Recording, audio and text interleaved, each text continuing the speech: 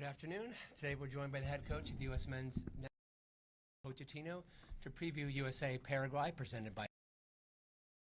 Please raise your hand and say your name and affiliation, and we'll get started with questions. We'll begin right here.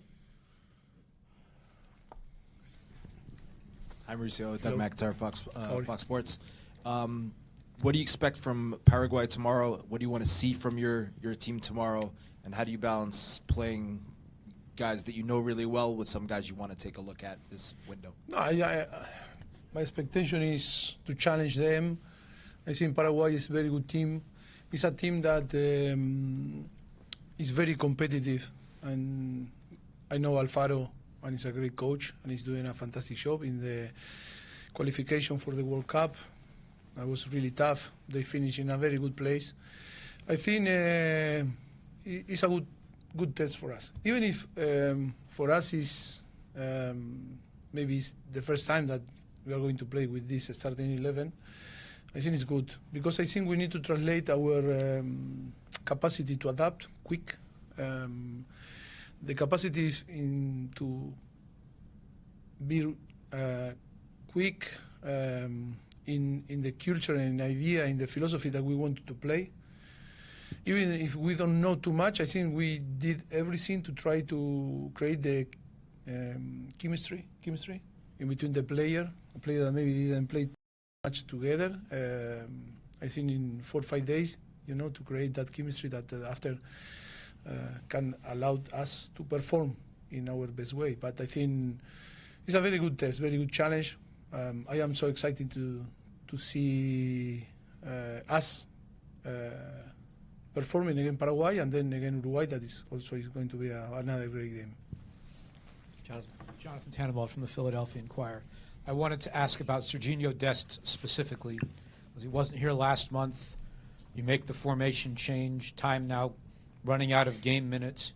How important is it for him to play in this new setup, get repetitions, for you to see him, for him to work with the players? Because it's a position that he can do a lot with, as we know. Yes, I think it's about to see him because he didn't have the possibility to perform with us or to play with us because always was injured or some problem happened. No, he was not consistent in the last year. Now is a good opportunity for him. I think we have a good player in that position like Alex Freeman and Joe Scally, that they are very competitive and they can use playing in different. Sergino is more offensive than defensive. He's more. He needs to improve in defensive areas, but I think it's a great opportunity for us to know him, to see the capacity to adapt in our demands that are completely different for his club or for what's in the past here. I think yes, we are going to check have the same possibility that another player to be involved in the World Cup if he deserves to be, and and we are going to provide the possibility to compete for his place. To your left. Yes. Hey, Mauricio. Steve Goff from Yahoo. What are some of the challenges for you not having all your regulars here, such as Pulisic and Adams? What advantages, disadvantages at this point leading to the World Cup to not have all the regulars here? No, for me, I think are the players that today deserve to be here, and are the players that we want to see, are the players that are our choice, our selection, and then no one can feel safe, or no one can feel that it's going to be, even the name that you say, Pulisic or Taylor Adams. I think the federation is bigger than the names. That is the national team. That is representation of the country, is everyone.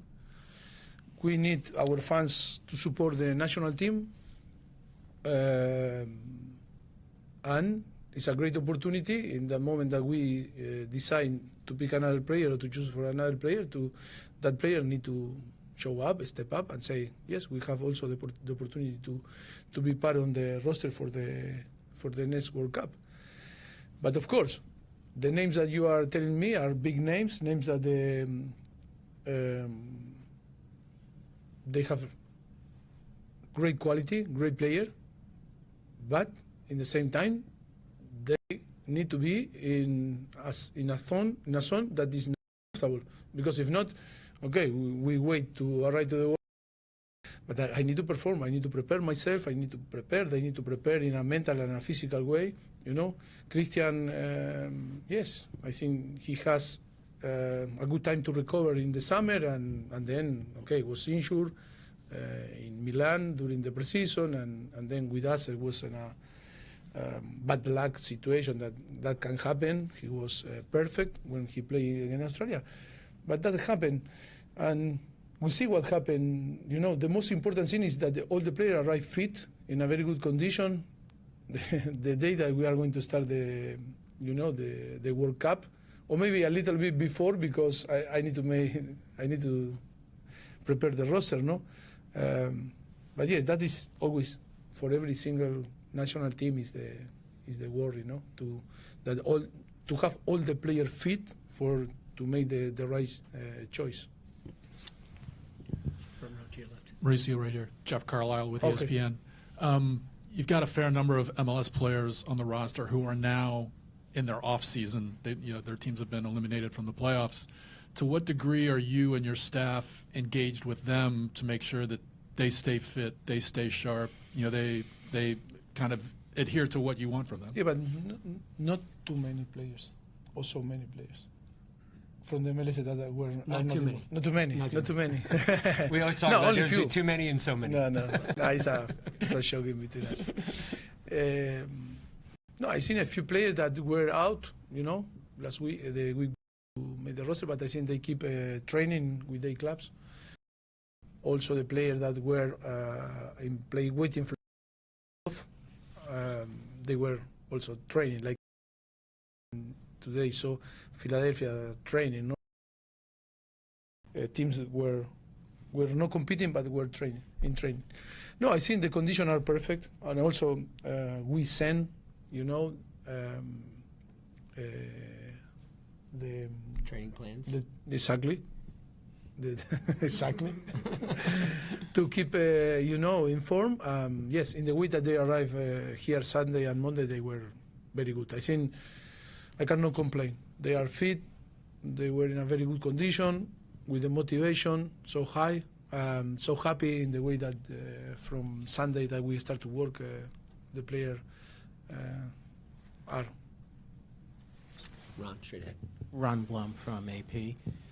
When you look ahead to May, do you anticipate you're going to bring in 26 players to that camp, or would you bring in a larger group and then make cuts over the 10 days, 2 weeks, and friendlies? Good question. That is in my head, because I think I was part in 2002. I follow all the situations in the different national team. I think it's difficult when you bring more than 26, and then you need to tell on the last day you are out. I prefer in a different way, to bring the 26 that you believe that are going to be in the squad, and if something happen, you call someone, or you can, you can give a list of 26, and then another list with 60 players maybe, or 50 players, that is depend, and then be careful if something happen in the preparation, you need to be ready to come.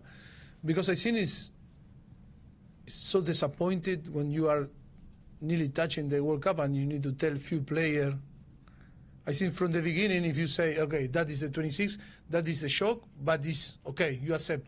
But after to be involved and that's it, and then to go home, I think it's more cruel, that situation, that is the situation, and say, okay, we need you because something wrong happened or some player was injured, and when you come with the motivation to be ready because you know that it's going to be on the World Cup. What we don't want is to be cruel with the player. It's going to be tough because only you can select 26, and I think with this camp, I think we now we coach in 1 year 71 players, no, and it's going to be tough. But I think for me, it's easier to call more players than 26. But I think I need to think in the human being and this side, and not to be cruel, because you train. You go home, it's tough. We'll check the number for the number of players on the provisional roster for the 2026 World Cup. Last time was 55, so we'll see if it's 55 again this time. Second row to your right. Hi, you were talking earlier about building chemistry as quickly as possible, and I'm wondering what sort of things you do to, facilitate that process to make sure the players are as connected as possible, and do you lean on some of the more experienced players to help you with that? How you go about building chemistry within the group in a short amount of time. How we are doing? Yeah. We build. Yeah, and if some of Yes, a lot of techniques, a lot of strategy that we put in place from the day one. Also with my press conference, with my message to the fans, with my message through you to the players that are here or not here. I think that is a strategy, a global strategy. You cannot be Harry Potter, no? And you touch a great chemistry. It's a big plan, no? A big plan of that everything is connected. It's difficult to describe now the plan very quickly, but it's a massive strategy. Straight back. Henry, all the way in the back. Hey, Mauricio. Henry Hello. Bushnell from The Athletic. We asked you last week a lot about Gio Reyna. You also called Sebastian Berhalter into this camp. Were you aware of the history between their families recently, and was it something you had to address in any way? I hear something, but for me it's not important,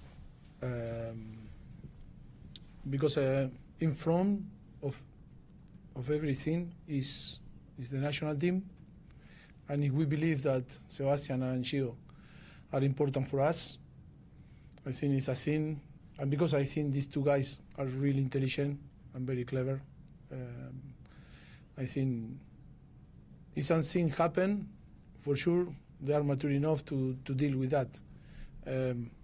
But I wasn't involved. I don't know. I hear, but I cannot judge. I cannot take decision from the past. It was a different environment. Now it's in a different, complete environment. And what I saw from the day one, the good symphony, the good teammate, I think interact, and the communication is fantastic in between, not only both in the way that they say hello and hug. I think that is not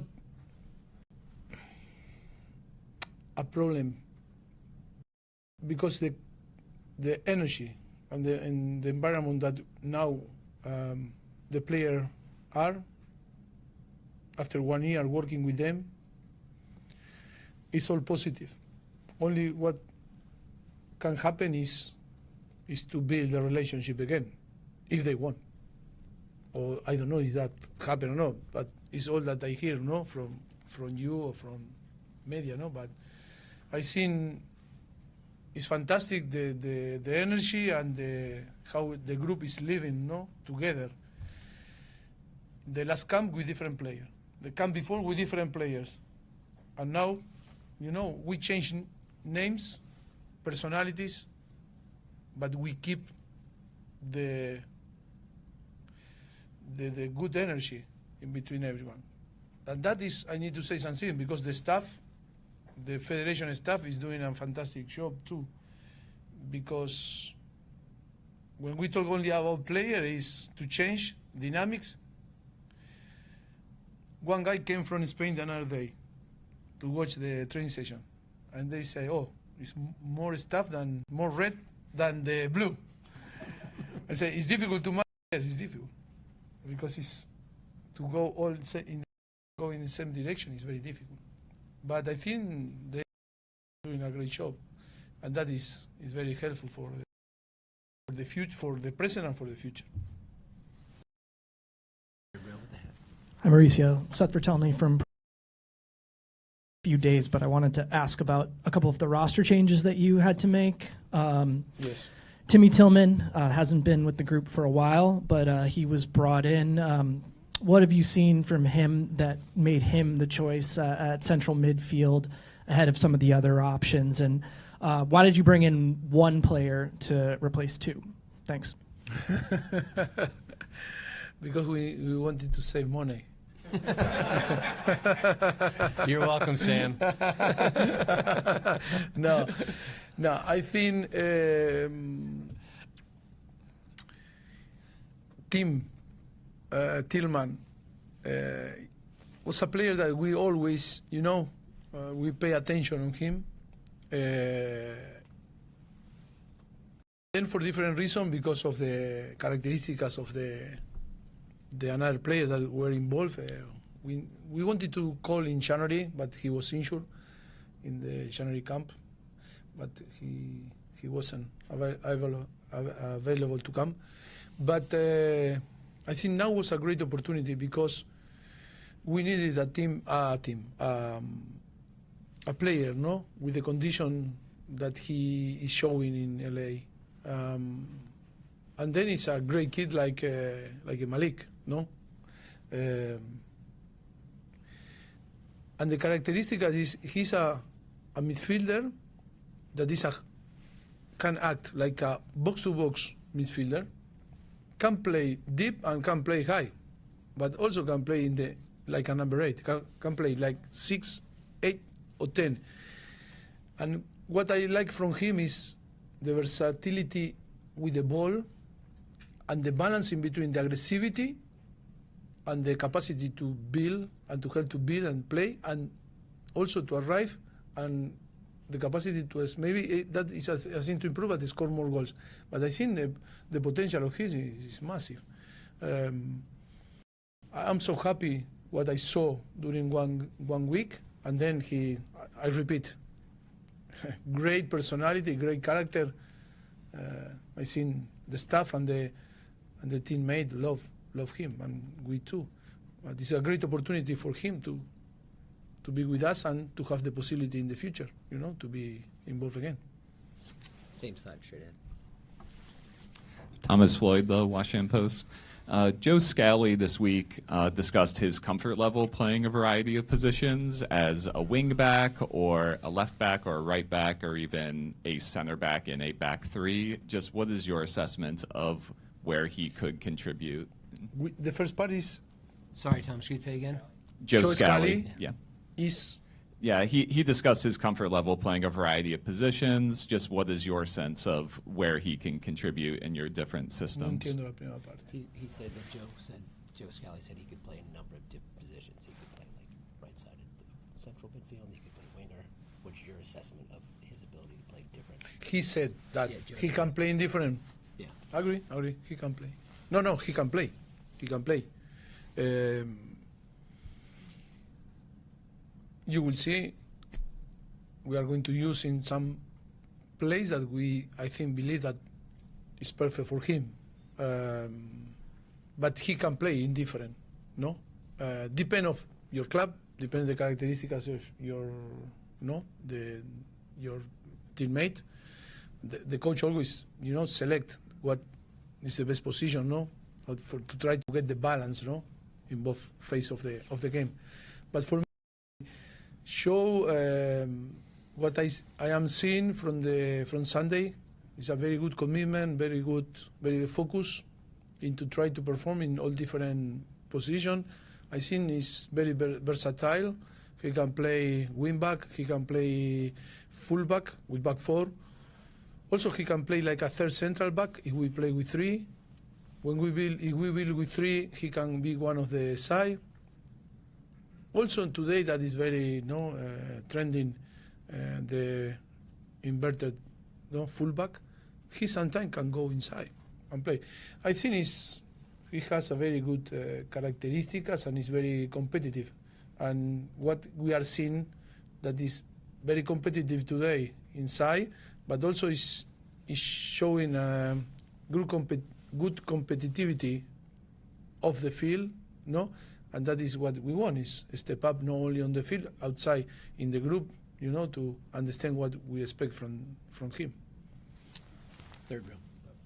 Hi, Mauricio. Ryan Tolmans from Goal. This is the first camp where you have Pepe, Balogun, and Wright together at the striker position. Those are three guys who are obviously. Water?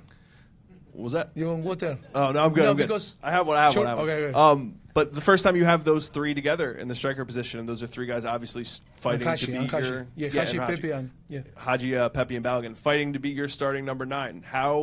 What has that looked like this week in training? Now that all three of those guys are healthy, scoring, playing well, Yes. and how do you kind of decide who gets the opportunities in this game and in the next game? Yes, I think Haji is playing and are in the top in the league. I think we really know he play. I think Balogun now is playing more consistent and Pepe less. Yes, we'll see tomorrow, but I think in the roster you need 3 strikers always. With 23, 24, or 26, 3 strikers you need to have the capacity to change the game sometimes if you are not doing well. And strikers are very important because the score goal is decisive. Yes, for me, I am happy with these 3. Of course, that Ricardo is a little bit in behind the other 2, but I think it's a similar of situation that Gio Reyna is to give a big boost and motivation, and it's an opportunity in November because the squad is the squad that we select, and it was great to after 1 year because last game of from him in the national team was in November in St. Louis, and today, if with not giving the chance today to come, we need to wait 4 months more until March, to see again. That was, I think, great opportunity to give a big boost, talk with him, be with him, because I think he's an important player too, ¿no? Aquí Mauricio, buenos días. Buenos de días. parte de Telemundo. Te quería preguntar sobre el rival Paraguay, que mejor hizo las cosas, sobre todo desde la llegada del equipo que siempre tú lo enfrentaste muchas veces, un equipo muy aguerrido. ¿Qué tan importante es enfrentarte a un equipo de las características de Paraguay para Estados Unidos? Sí, para nosotros Ecuador también fue un buen rival para medirnos, y ahora Paraguay y tanto Uruguay que han mantenido un nivel muy alto, las 3 selecciones en la competición en su carrera para clasificar en la Copa del Mundo. Creo que eso es algo que para nosotros, es lo que buscábamos, ¿no? Porque es lo que buscamos desde que llegamos a la federación, de poder tener rivales de identidad que nos presenten un desafío importante, ¿no? Eso es lo que queremos, porque pensamos que jugar en el equipo nacional no hay amistosos, ¿no? Entonces eso es lo que queremos generar, crear, no solamente esa cultura que estábamos hablando antes de fuera del campo, pero sino también dentro, de tener equipos, ¿no? que nos puedan presentar desafíos como nos va a presentar tanto Paraguay como Uruguay. Paraguay es un equipo muy fuerte, muy competitivo, donde Alfaro está haciendo un grandísimo trabajo, donde tienen las ideas muy claras, donde rinden muy bien, donde es un equipo muy peligroso en diferentes fases del juego, y bueno, creo que el desafío es importante para nosotros, así que contentos de jugar mañana contra Paraguay. La otra esquina. Muy bien. Profe, yesterday, Major League Soccer's board voted to shift to a European-style calendar. While the implementation will be probably maybe too far for your national team to perceive. True. You could still be in the job, that's true. But did you have a reaction? Could you share your thoughts on that, and could that help the national team program in the long term? No, my reaction is well done, and congratulations. Fantastic, I think. Great decision. Only what we can do from my personal view and the federation, I think, to support and to not show our support, and I think it's a great decision. I think it's going to be good for the MLS. It's going to be good for soccer in USA.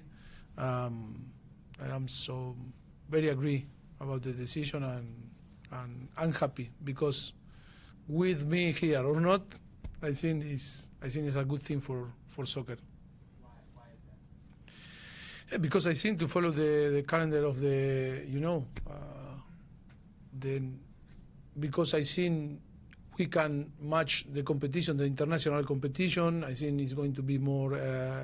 I think the feeling is going to be, like we are competing here in USA, like we are in Europe. That is always the reference.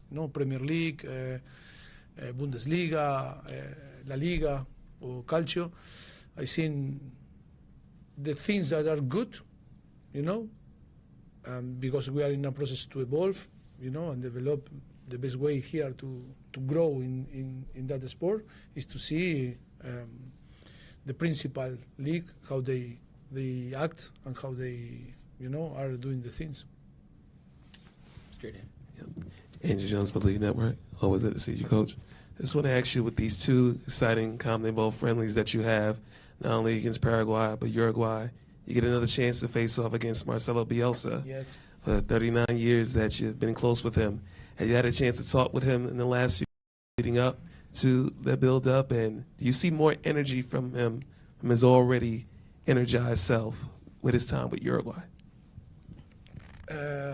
It's going to be nice to see Marcelo. I think you know very well my relationship and my admiration and my love, in some way, and I think it's going to be amazing. And of course, Uruguay is doing also a fantastic. Marcelo is doing a fantastic job in Uruguay. They qualify and they play great. I know what it means to play for him, and I know what it means to play against him. And it's going to be tough, and for sure, it's going to be a game that is going to be really tough. But in the same time, I want to enjoy because it's a possibility to see and to share time. And many years ago, 30 or 35, I don't know, who is going to tell me that they're going to face Marcelo Bielsa, USA and Uruguay, in a game here in America. I think it's fantastic in some way to suffer him, and in some another phase is to enjoy having him next to us. Yeah. No? Yeah. Okay. In Spanish? It's okay. No. Hoy hemos perdido, a una gran persona, una esencia del fútbol como Javier Ascargorta, que también fue una persona de las más importantes, en mi proceso de formación como entrenador. Hoy a la mañana me desperté con la noticia y realmente the show must go on, como decía, Freddie Mercury, pero quiero darle mi gratitud pública, él lo sabía ya privadamente, y mandarle un fuerte abrazo a toda la familia de Javier y a toda la gente que lo apreciaba y lo quería, pero para mí ha dejado un gran legado en el fútbol, en el soccer, y creo que es de esas personas que siempre seguirán existiendo y que han aportado a este gran deporte, al deporte que nosotros realmente queremos, la posibilidad de ser, de progresar, de cada vez ser mejor, pero también compaginando, y describiendo con su capacidad y su talento los valores que este deporte inculca, en cada uno de nosotros. Así que desde aquí mi mayor reconocimiento. Siempre lo recordaré, como puse en mi foto de Instagram, con una sonrisa, un maestro, un amigo, una persona que inspiró a muchísima gente, no solamente a poder comprender y entender este deporte, a ser personas que entrenadores, ¿no? Y eso yo creo que va a haber siempre muchísimo, y yo personalmente le voy a dar... haremos todos, así que mi más solidaridad para la familia y todo mi cariño, y que siempre estará en mi corazón. Así que gracias y nos vemos mañana. See you tomorrow. Thank you, Mauricio. Thank you.